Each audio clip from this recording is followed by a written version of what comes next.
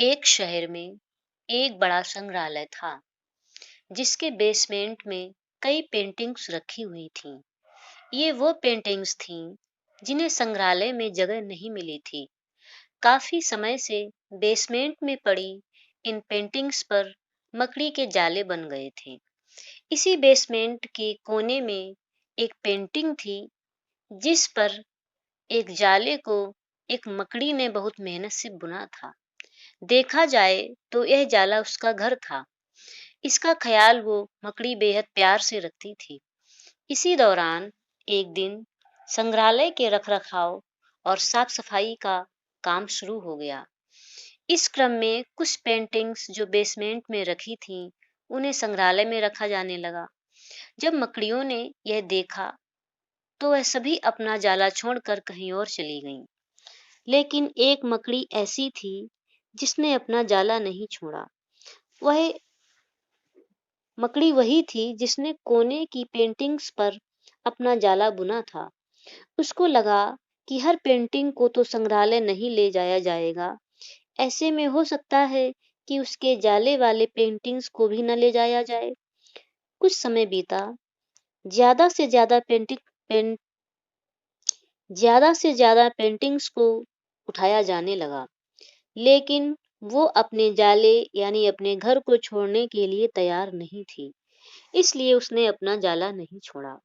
फिर एक दिन ऐसा हुआ कि उस कोने में रखी पेंटिंग्स को म्यूजियम के लोग ले जाने लगे। ऐसे में मकड़ी को जाला छोड़ना ही पड़ रहा था। जाला छोड़ने के ख्याल से ही वो बेहद परेशान थी, क्योंकि वो जाला उसने बहुत मेहनत से बनाया था। लेकिन उसे अपना घर छोड़ना पड़ा। कुछ दिन तो वो इधर-उधर भटकती रही।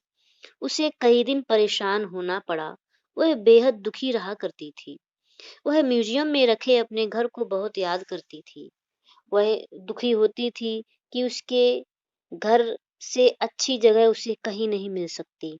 लेकिन अब इन बातों का कोई मतलब नहीं था, क्योंकि उसे अपने लिए एक नया घर खोजना था। वह लगातार प्रयास करती रही। इस दौरान एक दिन वह एक सुंदर से बगीचे में पहुंच गई। वहां एक कोना था जो बेहद शांत था। उसे वह कोना बहुत पसंद आया। वहां पर उसने एक सुंदर सा जाला तैयार किया, जो पहले से भी ज्यादा खूबसूरत था। उसने सोचा, अगर वो पहले की स्थिति पर दुखी होती रहती, तो न तो वो इतना सुंदर कभी घर बना पाती और न ही उसमें रह पाती। फिर वह खुशी-खुशी वहां रहने लगी।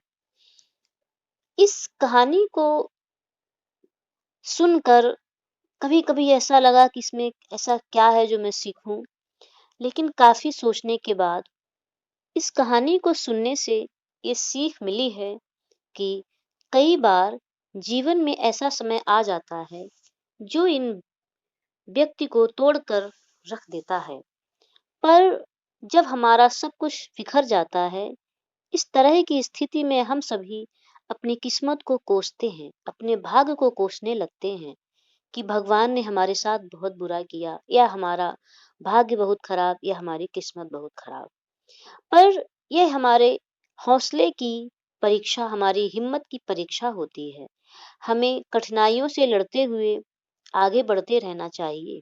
अगर हम ऐसा करते हैं, तो हम अपनी स्थितियों को बदल सकते हैं।